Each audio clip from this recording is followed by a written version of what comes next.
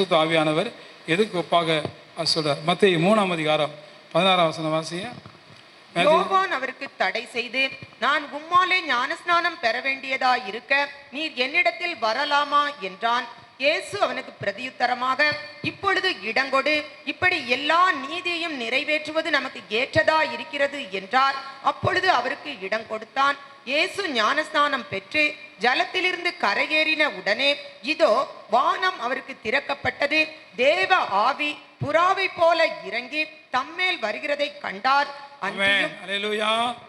இப்ப பரிசுத்த ஆவியானவர் அக்னியா இறங்கி வரதில்லை, இப்ப புறாவை போல இறங்கி வருகிறார். கை தெரிவிங்க உச்சாமா.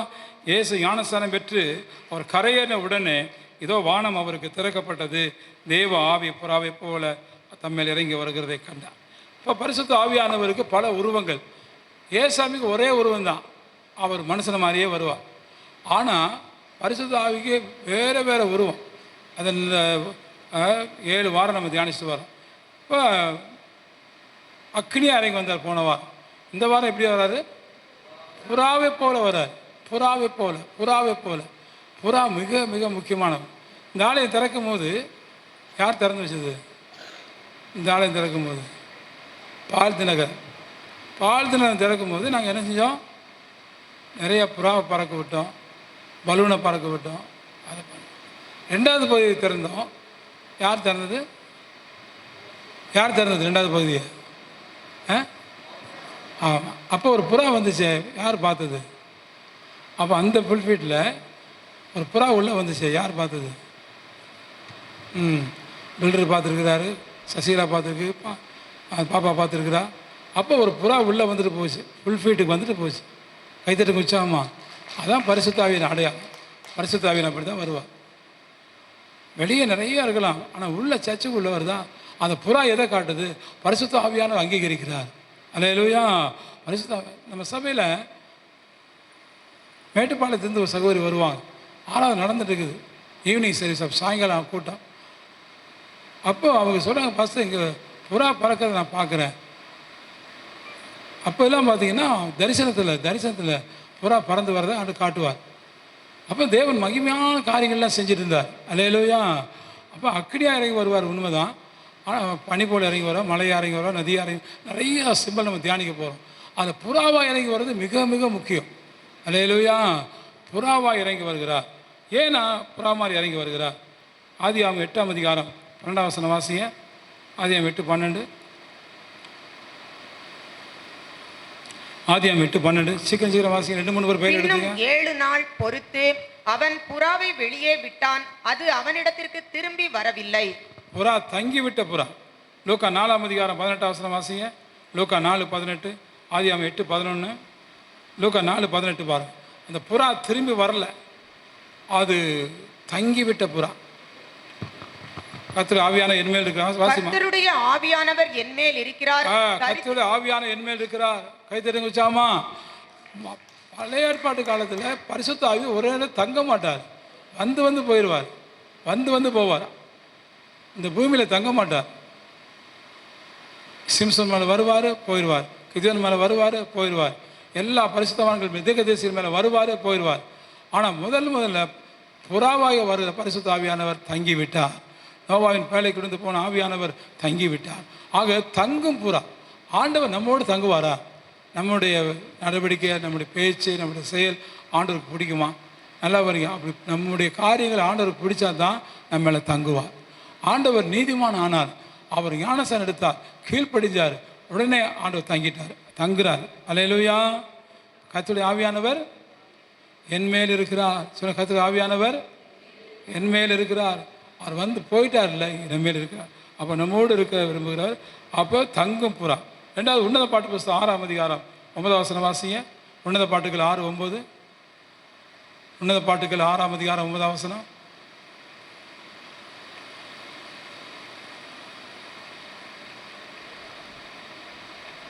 இல்லையா?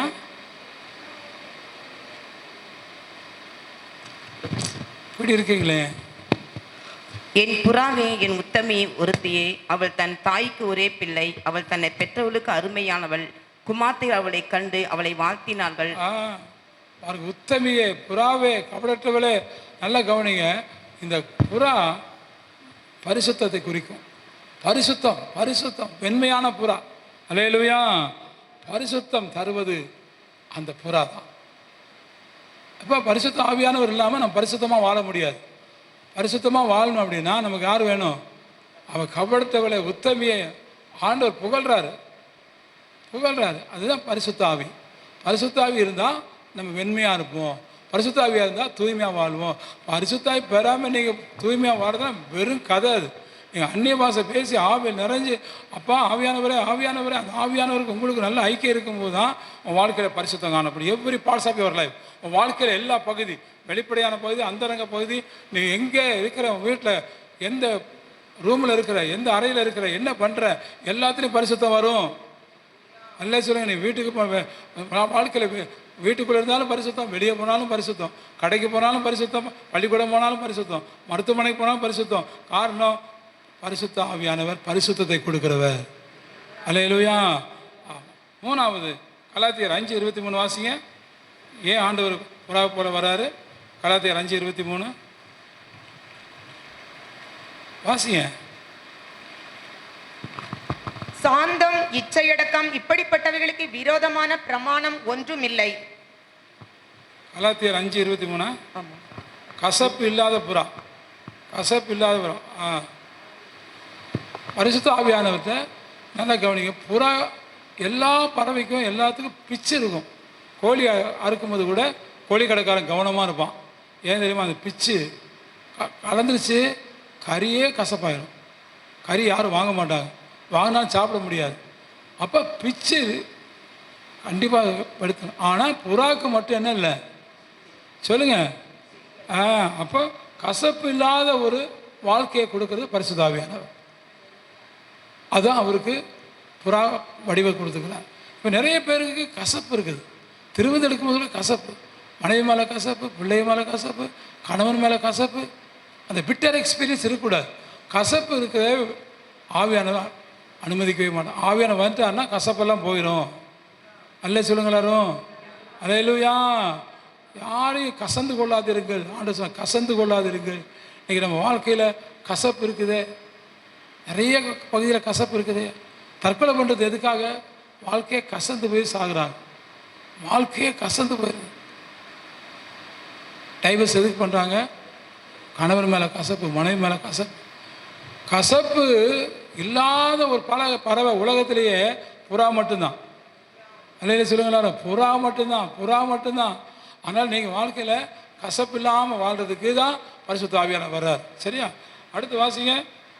ஆண்டவர் என்ன செய்கிறாரு? மத்தேயு 10:16. மத்தேயு 10:16. ஆடுகளை ஓநாய்க்குள்ளே அனுப்புகிறது போல இதோ நான் உங்களை அனுப்புகிறேன்.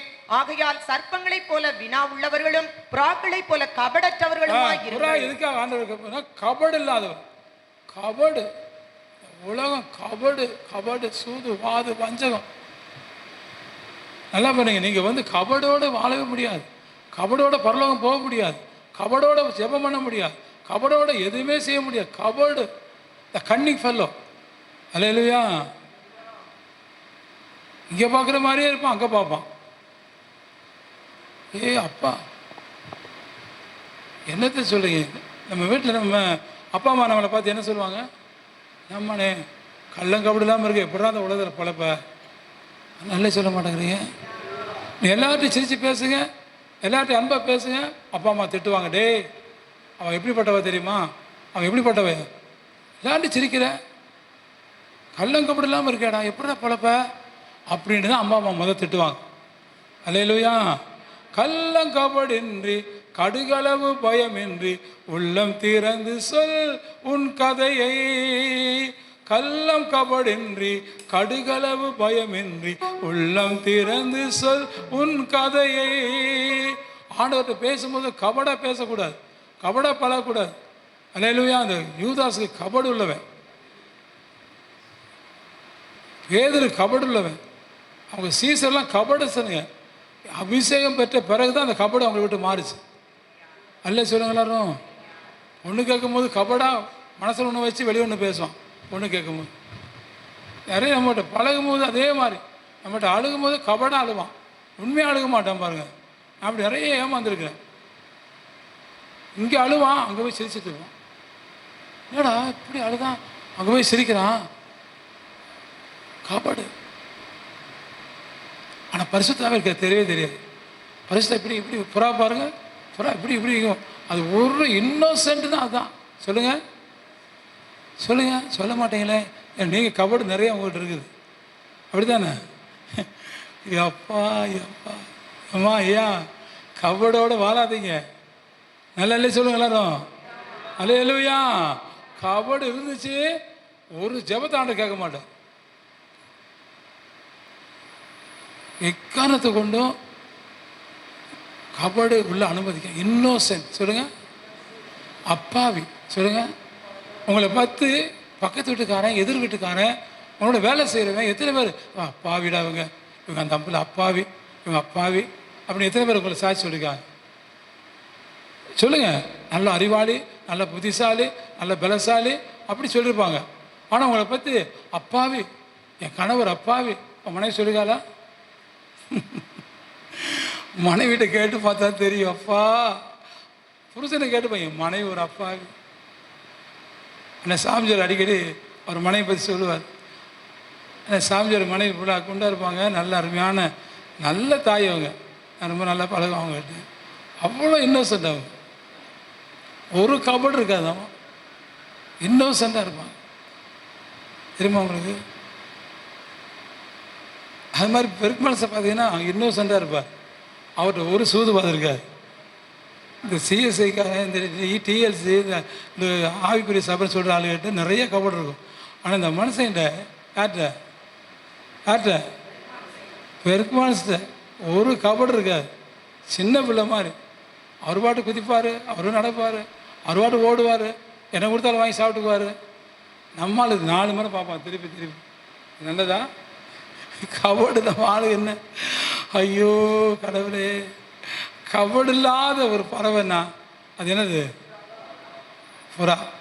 கபடு இல்லாமல், அதுதான் பரிசுத்த ஆவியானவர் புறா வழியில் வரார். நீங்கள் கள்ளம் கபடு இருக்கக்கூடாது. அல்லேலூயா அல்லேலூயா. கபடு வச்சுட்டு இருந்தீங்கன்னா நரகம்தான் நிச்சயமாக. நீ கொலை செய்ய வேண்டாம், கொள்ளையடிக்க வேண்டாம், திருட வேண்டாம். நீ கபடு உள்ளதில் வச்சுருந்தீங்கன்னாவே நரகம்தான். அதனால தான் பரிசுத்த ஆவியானவர் வந்தார். புறா மாதிரி சொல்லுங்கள், புறா மாதிரி சொல்லுங்கள், புறா மாதிரி. ஆமாம், நல்லா நாளைக்கு உங்களை பார்த்து சொல்லணும், உங்கள் தெருவில் சொல்லணும், உங்கள் சொந்தக்காரன் மந்தக்காரன் சொல்லணும், டேய் அவர் அப்பா வீடா, அவர்கிட்ட போய் பேசுகிற. அவர்கிட்ட எத்தனை முறை என் வாழ்க்கையிலாம் எத்தனை இடத்துல, எத்தனை ஊரில், எத்தனை பேர்கிட்ட அந்த சாட்சி கேட்டிருக்கேன் தெரியுமா? அதனால தான் சொல்கிறேன், பெருமைக்கு சொல்லலை, பெருமைக்கு சொல்லலை. என் வீட்டுக்குள்ளே இருந்து வெளியே வரல, என் பிள்ளைகள்லேருந்து எல்லாமே இவன் ஒரு கபடு இல்லாத ஆளையா, இவன் ஒரு கபடு இல்லாத. இந்த சாட்சி உங்கள் வீட்டிலேயே உங்கள் பிள்ளைய, உங்கள் பேர பிள்ளை கூட சொல்லணும். அதிலே சொல்லுங்கன்னா சொல்கிறாங்களே அப்படி, அப்படி அந்த பேர் வாங்குங்க. அதுக்கு தான் பரிசுத்த ஆவியானவர் புறா போல வர்றாரு. அல்லேலூயா. அப்படி இந்த பேர் வாங்கணும். சரியா? அடுத்து வாங்க, வாசிங்க மத்தேயு 21:4 வாசிங்க. மத்தேயு 21:4. சுமப்பதற்கரிய பாரமான சுமைகளை கட்டி மனுஷர் தோள்களின் மேல் சுமத்துகிறார்கள், தாங்களோ ஒரு விரலினாலும் அவைகளை தொட மாட்டார்கள். தங்கள் கிரியை. மத்தேயு 21:4. இதோ உன் ராஜா சாந்த குணம் உள்ளவராய் கழுதையின் மேலும் கழுதை குட்டியாகிய மரியன் மேலும் ஏறிக்கொண்டு. உன் ராஜா சாந்த குணம் உள்ளவராய். புறாவை போல சாந்த குணம் எதுவுமே இருக்காது. அல்லேலூயா. நல்லா இல்லை சொல்லுங்க எல்லாரும். சாந்தம், கோபமே வராது. புறாவுக்கு கோபமே வராது, ஏசாமி கோபமே வராது. உன் ராஜா சாந்த குணம் உள்ளவராய் வராது. சாந்த குணம் உள்ளவர், சாந்த குணம். அல்லேலூயா. உங்களுக்கு சாந்த குணம் முக்கியம். புறாவை போல பரிசுத்தாக வர்றாரு. எதுக்கு தெரியுமா? சாந்த குணம். நிறைய பேர் கோபம் பயங்கரமாக வரும், மூக்கில் வரும் கோபம். பரிசுத்தா இல்லாதனால, பரிசுத்தா இல்லாதனால தான் மோசே கானான் தேசம் போக முடியல. ஏன் ஏன் மோசே சார்ந்து கானான் தேசம் வரக்கூடாதே? மோசே, நான் ஒன்று வழியானது இருந்தால் நான் தான் ஒன்று கூப்பிட்டு வந்தேன், நீ தான் ஏற்றுறது மக்களை கூப்பிட்டு வந்தேன். ஆனால் இப்போ நீ என்ன செய்யக்கூடாது? கானானுக்குள்ளே போகக்கூடாது. ஏன்? கோவப்பட்ட. பேசு, இந்த மலையை பார்த்து பேசுனார். இவர் அடித்தாரு பாருங்க, அம்பளை கோலில் அடிச்சிட்டாரு. ஆண்டவர் பார்த்தாரு, டேய் இவன் சரியில்லை, நீங்களும் அப்படித்தான். என் கானானுக்கு போவீங்களா, பரம கானான். அப்போ நீங்கள் மனைவி அடிக்கிறீங்க, கணவனை அடிக்கிறீங்க, பிள்ளையை அடிக்கிறீங்க. அடிக்கிற கோபம் அடிக்க வந்தால் கூட கோபப்படக்கூடாங்கிறார். கோபம் சாந்த குணமுள்ளவனாக இருக்கணும், சாந்த குணமுள்ள மகளாக இருக்கணும். இப்படி இல்லை நம்ம பரலோகத்துக்கு போக முடியாது. அதுதான் புறா சாந்த குணம் உள்ளது. புறா எப்படி இருக்கும்? ஆமாம், சேவல் கோழியெல்லாம் பார்த்தீங்கன்னா கோபம் வந்து கொத்து பயங்கரமாக. ஆனால் புறா எங்கே சண்டை போட பார்த்துருக்கீங்களா? புறா சண்டை போடவே சண்டை போட. அல்லேலூயா, அல்லே சொல்லுங்களாரும். நீங்கள் ஆண்டோட கேட்கணும், ஆண்டவரே எனக்கு சாந்த குணம் வரணும். சாந்த குணம்னா பரிசுத்தாவியான வரணும். அல்லேலூயா, பரிசுத்தாவியான வருவார். அவர் வந்துட்டார்னா அழகாக காம் டைப், ரொம்ப காமாக இருக்கும். இந்த காம் டைப் உங்கள் முகத்திலே தெரியும். என் முகத்தை பார்த்தாவே சாந்தமாக. அல்லேலூயா. ஆமாம், நம்ம அடிக்கடி பாஸ்டர் மீட்டிங்லாம் போடுவோம். அப்போ ஜோனத்தான் ஒரு பாஸ்டர் வருவார். அவரெல்லாம் சொல்லுவார், பாஸ்டர் எவனோ கடங்காரன் வந்தால் கிறிஸ்டி பேச வைங்க. கிறிஸ்டி முகம் சாந்தமாக இருக்குது. சண்டைக்காரன் கோவக்காரன் வந்தால் கூட திட்டப்பாட்டா. கடங்காரன் வந்து அப்போல்லாம் கடை நிறையா இருக்கு எனக்கு எழுத்தப்படி சர்ச்சில். கோபம் வருவான் கடங்காரன். கடங்காரன் தான் உங்கள் பிள்ளைய பேச வைங்க, நீங்கள் பேசாதீங்க. அவள் சாந்த குணம். அல்லேலூயா. உங்கள் வீட்டை அப்படி சொல்லி கேட்குறவங்க, உங்கள் வீட்டில் யாராவது சண்டைக்கு வராங்கன்னா உங்கள் பிள்ளைய முன்னால் அனுப்புங்க, உங்கள் மனைவி அனுப்புங்க, அவங்க சாந்தமாக பேசுவாங்க. அல்லே சொல்லுங்களாரும். பரிசுத்த ஆவியானவர் சாந்த குணம் உள்ளவர். அல்லேலூயா. சாது மறந்தால் காடு கொள்ளாதுமாங்க. சாந்த குணம் உள்ளவங்க நீங்கள் கோவப்பட்டுறாதீங்க. சாந்த குணம் உள்ளவங்க பரிசுத்த ஆவிக்குள்ளே நீங்கள் நிறைஞ்சிடுங்க. எவ்வளோ பிரச்சனை வந்தாலும் கூட அந்த சாந்த குணம் உங்களுக்கு வெற்றியை கொண்டு வரும், ஜெயத்தை கொண்டு வரும். அல்லேலூயா. நீங்கள் நிறைய பேர் சாந்த குணம் இல்லாமல் போயிட்டாங்க. எல்லாம் டென்ஷன் டென்ஷன் டென்ஷன், அப்படியே மூஞ்சில் முள்ள கட்டிட்டு தான் இருப்பாங்க. Tension party. வாழ்க்கையில் டென்ஷனே இருக்கக்கூடாது. அல்லேலூயா. சாந்த குணமுள்ளவர்களாக இருக்கணும். அதுதான் பரிசுத்த ஆவி. அடுத்து 7வது பாயிண்ட், உன்னத பாட்டு 5:12 வாசிங்க. உன்னத பாட்டு 5:12. அவருடைய கண்கள் தண்ணீர் நிறைந்த நதிகளாய் ஓரமாய் தங்கும் புறா கண்களுக்கு ஒப்பானவைகளும். கண்கள் புறா கண்ணு மட்டும், எந்த கண்ணு அப்படி இருக்காது. நிறைய பேர் கழுகு கண்ணு பார்த்தீங்கன்னா முட்டை கண்ணு, முட்டை கண்ணு, கழுகு கண்ணு. ஆனால் புறா கண்ணு. அல்லேலூயா, அல்லேலூயா. தண்ணீர் நிறைந்த நதி ஓரமாய் தங்கும் புறாவின் கண்கள் என் இயேசுவை காண என்னுள்ளம் எப்போதும் வாஞ்சிக்குதே. எப்போ அவர் முகம் கண்டு நான் என்னாலும் அவர் ஜீவிப்பேனோ. அல்லேலூயா. கந்த வர்க்க பாத்தி கண்ணங்கள், லீலி புஷ்பம் போன்ற உதடுகள், தண்ணீர் நிறைந்த நதி ஓரமாய் தங்கும் புறாவின் கண்கள். நல்லா கவனிங்க. தண்ணீர் நிறைந்த நதி ஓரமாய் தங்கும் புறாவின் கண்கள். எங்கே கண்ணில் ஆரம்பத்தில் நான் ஆரம்பத்தில் வேலை செய்வேன். ஏஎம்டிவியில் பேசுவேன். 1/4 மணி நேரம் ஏஎம்டிவியில் பேசிட்டு போயிட்டு. அப்போ நம்ம அருள்வாக்கில் இல்லை. அப்போ ஆரம்பத்தில் வேலை செய்வேன். அப்போது நம்ம கூட பஸ்ஸில் வருவாங்க. அப்போ சொல்லுவாங்க, பாஸ்டர் நீ ஏன் சும்மா அப்படி அழுதுகிட்டே பேசுகிறீங்க? கண்ணில் கண்ணீர் வந்து ஓரமாக காஞ்சி நிற்கிது பாருங்க. முதல்ல கண்ணை தொடச்சிட்டு வாங்க. உங்களை பார்த்தாவே கஷ்டமாக இருக்கும். கண்ணில் எப்போ பார்த்தாலும் கண்ணீர் இருக்குது, அது காஞ்சி போயிருக்குது. நல்லா பாருங்கள், எப்போயும் அழுகிறவங்க கண்ணில் காஞ்சி போயிருக்கும். நல்லா கவனிங்க. உன் கண் பரிசுத்த ஆவியான வந்துட்டான்னா தண்ணீர் நிறைந்த கண்ணாக இருக்கும். யாருக்காக அழுவீங்க? எல்லாருக்காக அழுவீங்க. அழுகிற கண்கள் யாருக்கு இருக்கோ அவங்களுக்குள்ள பரிசுத்த ஆவியானவர் இருக்கிறார். அல்லேலூயா. நம்ம அழுகிறதே இல்லை. எனக்கு ரொம்ப கஷ்டம். நீ அழுதா ஆண்டவர், ஏன் மகனே அழுகிறேன் பாரு. ஆகாரின் கண்ணீரை கண்ட ஆண்டவர். அல்லேலூயா. இன்னைக்கு உன் கண்ணீரை பார்க்கணும் அப்படின்னா உன் கண்களில் கண்ணீர் இருக்கும். அதான் பாட்டு பாடுறோம். தண்ணீர் நிறைந்த நதி ஓரமாய் புறாவின் கண்கள். கழுகு கண்ணு வைக்கக்கூடாது, காக்கா கண்ணு இருக்கக்கூடாது, நல்லா ஆந்த கண்ணு இருக்கக்கூடாது. ஆந்த கண்ணு இப்படி, ஆந்த கண்ணு இப்படி, முட்டை கண்ணு இவ்வளோ ஒரு கண்ணு. அது என்ன கண்ணு? என்னடா பாஸ் நம்மளை கரெக்டாக சொல்கிறாரு, தீர்க்கதரிசியில் சொல்கிறாரு, ஆந்த கண்ணு, கழுகு கண்ணு. ஐயோ கடவுளே கடவுளே கடவுளே, நம்ம கண்ணு புறாவின் கண்கள். நல்லா சொல்லுங்க, என் கண்ணு புறா கண்ணு பாஸ்டர், புறா கண்ணு பாஸ்டர். என் கண்ணு எப்பயும் கண்ணீர் இருக்கும். ஒரு சொட்டு கண்ணீர் நீ அப்படியே ஊற்ற வேண்டாம், ஒரு ஓரமாக நிற்குதா, ஓரமாக நிற்குதா சார். தயவு செய்து சொல்கிறேன், பரிசுத்தாவி பெற்று ஜனங்களுக்காக அழுங்க, உங்கள் குடும்பத்துக்காக அழுங்க, தேசத்துக்காக அழுங்க, சபைக்காக ஆளுங்க. இந்த வாரத்தில் பார்த்தா நான் ஏன்டா இந்த 10 மணி நேரம் ஜெபம் போட்டேன்னு போச்சு.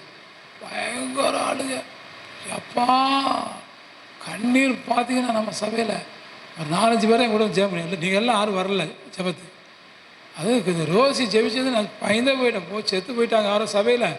ஆனாலும் இந்த கத்துறாங்கன்னு இந்த செருத்து ஜனங்கள்லாம் வந்துடுவாங்க அப்படிங்கிற மாதிரி ஆயிடுச்சு. அந்த ஆட்டி புல்பேட்டெல்லாம் அடிச்சு முறைக்கு அப்பா கண்ணீர் பறக்குது. இந்த பக்கம் கிறிஸ்டிக்கு அடித்து கண்ணீர் பறக்குது, போட்டு குத்துறாங்க. அட்டே அப்பா என்னதை சொல்ல, பயங்கர பயங்கர பயங்கரம். அவங்களுக்குள்ள பரிசுத்த ஆவியானவர் அவ்வளோ பலமாக கிரியை செய்கிறார். அல்லேலூயா. சுகந்தி ஆளுதான், அது ஒரே அழுக. அதாவது மன்றாட்டு ஜெபத்துக்கு போட்டு விட்டேன், அது அழுகுதான், அந்த மாதிரி அழுக. அதான் சபையில் வரும். ஜெகதா வேற ஒரு சில அழுகுது, கட்சிப்படுத்து துடைக்குது, இப்படி துடைக்குது, இப்படி துடைக்குது. நான் பயந்து போயிட்டேன், போச்சு அப்பா அம்மாவுக்கு ஏதோ ஆகி போச்சு. ஏன்டா ஜெகதா இப்படி அழுகுது அப்படின்னு. எனக்கு நான் அப்பாவுக்காக, அம்மாவுக்காக, அண்ணனுக்காக, தம்பிக்காக, தங்கச்சிக்காக, சபைக்காக ஒருத்தன் அழுகிறான் அப்படின்னா அவனுக்குள்ளே பரிசுத்த ஆவியானவர் வருவார். அல்லேலூயா. அவங்க பரிசுத்த ஆவியானவர் இல்லாமல் அழ முடியாதும்மா. ஒரு சிலர் குறைப்பாசாங்க போட்டு அழுவாங்க, அந்த அழுகை சொல்லலை, உண்மையாக அழுவாங்க, உள்ளம் உடைஞ்சு அழுவாங்க, உள்ளத்தில் ஏக்கத்தோடு அழுவாங்க, பாரத்தோடு அழுவாங்க. அந்த பெருமூச்சோடு அழுகிற அழுகை பரிசுத்த ஆவியை கொண்டு வர அழுகை. ஏசாமி அழுதாரா? எருசலேமே எருசலேமே என்று அழுதார் கண்கலங்க. பாட்டு பாடுறோம்ல, எருசலேமே எருசலேமே என்றழுதார் கண்கலங்க. ஓசனா பண்டிகை பாடிட்டு வராங்க, தாவீதின் குமாரனுக்கு ஓசனாங்கிறாங்க. அதெல்லாம் ஆண்டு கண்டுக்கவே இல்லை. அவர் கண்களில் கண்ணீர். ஒரு கல்லின் மேல் ஒரு கல் இல்லாமல் போகுமே, உன் இடிபடு காலம் வருதே, ஓ இஸ்ரவேலே உன் சமாதானத்துக்கு ஏற்றவில்லை, அறிந்திருந்தான் நலமாக இருக்குமே, இப்போது உனக்கு தூரமாக இருக்குது, இப்போது உனக்கு தூரமாக இருக்கே, உனக்கு சமாதானம் இல்லாமல் இருக்கையே, உன்னை இடிக்க போகிறானுங்களே, எருசலேமே எருசலேமே எருசலேமே எருசலேமே. ஆண்டவர் நம்மளை பார்த்து எப்படி அழுவார். நல்ல கவனிங்க, நம்ம வாழ்க்கையில் பாண்டிச்சேரியாக அழுகிறவங்க நான் மாறினீங்கன்னா உனக்குள்ள பரிசுத்த ஆவியானவர் இருக்கிறா. நல்லா இல்லை சொல்லுங்க. புருஷன் என்ன தெண்ட கர்மாந்திரங்க, ஒரு கண்ணீர் வராது.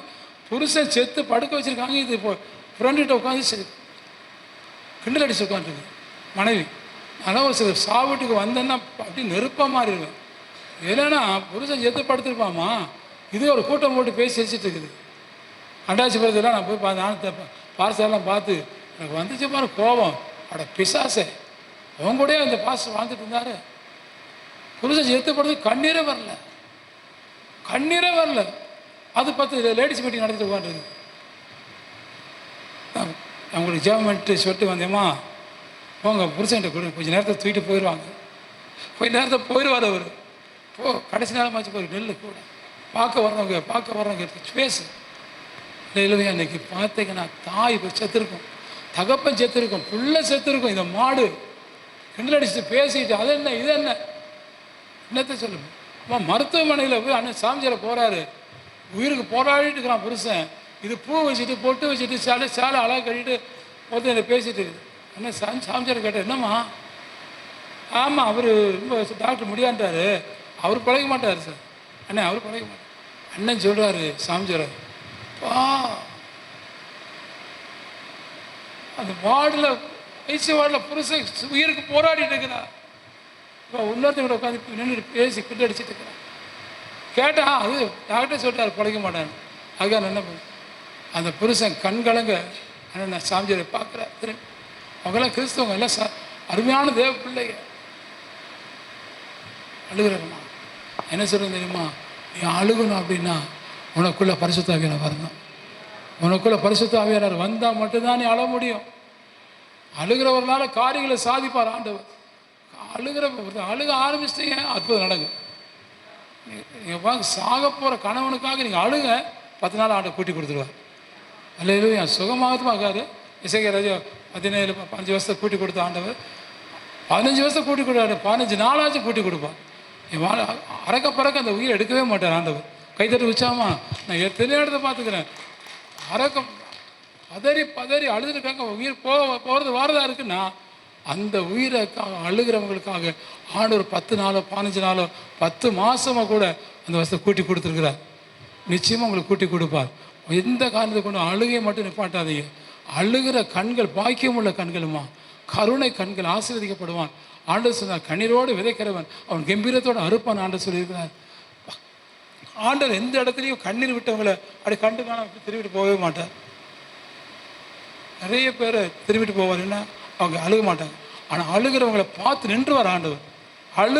நின்றுவார், போக மாட்டார். அல்லேலூயா. என்ன உனக்கு என்ன பிரச்சனை, அதை காரி தீர்த்து வச்சுட்டு தான் ஆண்டவர் போவார். அல்லேலூயா. இன்னைக்கெல்லாம் இந்த 3 நாள் 10 நாள் ஜபத்தில் 3 கர்ச்சீப்பு நனைஞ்சு போச்சு. எனக்கு 3 கர்ச்சீப்பு நனைஞ்சிச்சு. சட்டை வர தேய்ச்சி சட்டை நனைஞ்சு போச்சு. வாட்சிப்பன் அனுப்புகிறேன், போய் வீட்டை போய் கர்ச்சீப்பு வாங்கிட்டு வாப்பா அப்படின்னு. தேவனுடைய ஆலயத்துக்காக, தேவ வீடு பாழாக கிடக்குது சாமி, அதுக்காக நீங்கள் அழுகிறீங்களா? நான் அழுகிறேன். பரிசுத்த ஆவியானவர் யாருக்குள்ளே இருக்கிறாரோ அவங்கள அழ வச்சிருவார். அழுதுட்டோம்னா நிச்சயமாக அற்புதம் நடந்துடும். எத்தனை விசுவாசிக்கிறீங்க? அல்லேலூயா. சரி, அடுத்து பாருங்கள். கடைசியாக ஒரு தங்கும் புறா, வேகமாக பறக்கிற புறா. வாசிங்க சங்கீதம் 55:6 வாசிங்க. 55:6.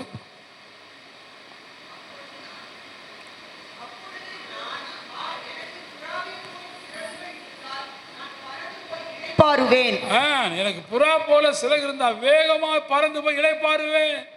அல்ல சொல்லுங்க எல்லாரும், அல்ல சொல்லுங்க. ஒரு வேகத்தை ஆண்டவர் கொடுப்பா. புறா ரொம்ப வேகமா போகும். அந்த காலத்தில் போஸ்ட்மேன் யார் தெரியுமா? அந்த காலத்தில் இப்போ தான் போஸ்ட்மேன்லாம் இருக்கிறாங்க, மெயிலெலாம் இருக்குது, இமெயில் அதெல்லாம். அந்த காலத்து ராஜாக்கள் காலத்தில் எது? புறா தான். புறா காலில் தான் லெட்டரை வச்சு அனுப்புவாங்க. புறா தான் கொண்டு போகும். அல்லேலூயா. அது காக்கா காலில், கழுகு காலில், இதில் பருந்து, வேறு குருவி, அது காலெல்லாம் வைக்க மாட்டாங்க. ஆனால் புறா வேகமாய் பறக்கும். சொல்லுங்க, புறா வேகமாய் பறக்கும். புறா வேகமாக பறக்கும். நீங்கள் நானும் வேகமாக இருக்கிறோம், வேகமாக ஊழியம் செய்கிறோம் அப்படின்னா, வேகமாக பேசுகிறோம், வேகமாக ஜெபிக்கிறோம். ராஜாவின் காரியம் அவசரம், வேகமாக செய்ய வேண்டிய வேலையை மெதுவாக செய்யக்கூடாது. ஒரு உயிரை காப்பாற்றணும்னா வேகமாக. இப்போ ஆம்புலன்ஸ் போகிறது எப்படி போகுது? ஆம்புலன்ஸ் எப்படி போகுதுமா? வேகமாக போகும். அது யார் அடித்தாலும் கேள்வியே இல்லை, யாரும் அடித்து போட்டு போகிறோம், குறுக்க வராது. ஏன்னா உயிரை காப்பாற்ற வேகமாக போகுது, உயிரை காப்பாற்ற வேகமாக போகுது. நீயும் நானும் இந்த உலகத்தில் வேகமாக ஊழியம் செய்யணும். ஆண்டவர் இயேசு சத்தியத்தை வேகமாக சொல்லணும். கைத்தட்டு உச்சாமா. நம்ம தாமதிக்கிற ஒவ்வொரு நிமிஷமும் அநேக ஆத்துமாக்கள் நரகத்துக்கு போகுது. நம்ம தாமதிக்கிற ஒவ்வொரு நிமிஷமும் தேசம் அழிந்து கொண்டு இருக்குது. நம்ம தாமதிக்க நேரம் இல்லை. இனி தாமதிக்க கூடாது. நம்ம வேகமாய் போகணும். அதுக்கு யாரு? புறா போல மாறணும். புறா வேகமாய் போகும். அல்லேலூயா. அப்போ பரிசுத்த ஆவியானவர் அதுக்கு தான் புறாவை போல இறங்கி வர்றார். சரியா? கடைசியாக ஒன்று சொல்லி பாருங்க, முடிக்கிறேன். வாசிங்க லூக்கா 2:24 வாசிங்க. லூக்கா 2:24. கர்த்தருடைய நியாய பிரமாணத்தில் சொல்லி இருக்கிறபடி ஒரு ஜோடு காட்டு புறாவையாவது 2 புறா குஞ்சுகளையாவது பலியாக செலுத்தவும். இங்க புறா பலியாயிருது, புறா பலியாயிருது, புறா பலியா. யோசிச்சு பார்த்தீங்களா? இன்னைக்கு ஸ்தேவான் பலியாயிட்டாரு, பவுல் பலியாயிட்டாரு, எத்தனை ரத்த சாட்சிகள் பலியாயிட்டாங்க. அல்லேலூயா. லேவியர் 12:8, லேவியர் 5:7 இதெல்லாம் நீங்கள் படித்து பார்த்தீங்கன்னா புறா பலியாயிரும். இப்போ பரிசுத்த ஆவியானவர் பானபலியாய் வாழ்க்கப்பட்டு போகிறார். பவுல் சொல்கிறாரு, நான் இப்படியே பானபலியாக வாழ்க்கப்பட்டு போனாலும் நான் ஒரு மெழுகுவர்த்தியாக நான் பலியாகிறேன். நான் பலியாக நான் பலியாக. பரிசுத்த ஆவியானவர் இல்லாமல் யாரும் பலியாக மாறவே முடியாது. அல்லையிலே சொல்லுகிறார். பரிசுத்த ஆவியானவரால் தான் ஸ்தேவான் பலியாக மாறினார், பவுல் பலியாக மாறினார். ரத்த சாட்சிகள் வந்து காரணமே பரிசுத்த ஆவியானவர் அவருக்குள்ளே வந்ததுனால தான். அல்லேலூயா, அல்லேலூயா. இன்னைக்கு பரிசுத்த ஆவி இல்லாமல் மறுதளிக்கிறோம், எஸ்கேப் ஆகிடுறோம். வேறு யாரும் பிடிச்சி எவனுக்கு பலி கொடுங்க, பலி கொடுங்க. பரிசுத்த ஆவியானவர் தன்னை பலியாக ஒப்பு கொடுப்பார். பரிசுத்த ஆவி தன்னையே தியாகமாக கொடுப்பார். அல்லேலூயா, அல்லேலூயா. கர்த்தருடைய பிள்ளைகளை எல்லாம் கவனிங்க. பலியாகாமல் இயேசு நமக்காக பலியானார் சிலுவையில். பலியாகாமல் காரியங்கள் நிவர்த்தி ஆகாது. இன்னைக்கு நம்ம வாழ்க்கையில் நம்ம பலியாகிறோமா? சாக்ரிஃபைஸ் பண்ணுறோமா? வேறு யாராவது நம்ம வாழ்க்கையில் நான் மறிக்கிறேன், நானும் பலியாக போகிறேன் அப்படின்னா நம்ம உள்ள தாங்காது. உனக்கு பதில் நாம் பலியாகிறோமான, உனக்கு பதில் நான் இருக்கிறேன். வெளியிலே சொல்லுங்க. நான் பரிசுத்தாய் பெற்ற ஒரு தகப்பன் தன் மகளுக்காக தன் இருதயத்தையே கொடுத்துட்டான். அந்த பிறந்த அன்னைக்கு தன் இருதயத்தை கொடுத்துட்டு, அப்பா அவனுக்கு பரிசு கொடுப்பாப்பா. எங்கே பரிசு? டாக்டர்கிட்ட கேட்குறான் அந்த பிள்ளை, எங்கெங்க அப்பா? இருதய மாற்று அறுவை சிகிச்சையில் உங்கள் அப்பா தன் இருதயத்தை உனக்கு கொடுத்துட்டாப்பா. இப்போ உங்கள் அப்பா அங்கே வெளியே இல்லை, உங்கள் அப்பா உனக்குள்ளே இருக்கிறாரு. எனக்காக பலி ஆயிட்டீங்களே. அந்த அன்பு யாருக்கும் வராது. அந்த அன்பு யாருக்கும் வராது. நம்ம பலியாகிற அன்பு, தன்னை தியாகம் பண்ணுற அன்பு. அல்லேலூயா. யோசிச்சு பாருங்க. தேவப்பிள்ளை இன்னைக்கு நம்ம வாழ்க்கையில் யாரோ கஷ்டப்படுவாங்க, யாரோ வேதனைப்படுவாங்க. தேவப்பிள்ளை பலிங்கிறது என்ன? காணிக்குமா? இப்போ நமக்கு யாரோ சர்ச்சை கட்டுவாங்க, யாரோ அதை பண்ணுவாங்க, இதை பண்ணுவாங்க. இல்லை இல்லை, நான் செய்யணும். அதை மற்றவங்க செய்கிறத காட்டு நான் செய்யணும். அல்லேலூயா. பரிசுத்த ஆவி யாருக்குள்ளே வராங்களோ அவங்க பலியாவாங்க, அவங்க பலி கொடுப்பாங்க, பலி செலுத்துவாங்க. புறாவை பலி செலுத்துறாங்க. ஏசா வந்திருக்கிறாரு, 8ஆம் நாள் விருசனம் பண்ண வந்திருக்கிறார். 8ஆம் நாள் ஏசாவுக்கு பலி செலுத்துகிறாங்க புறா குஞ்சுகள். அல்லேலூயா.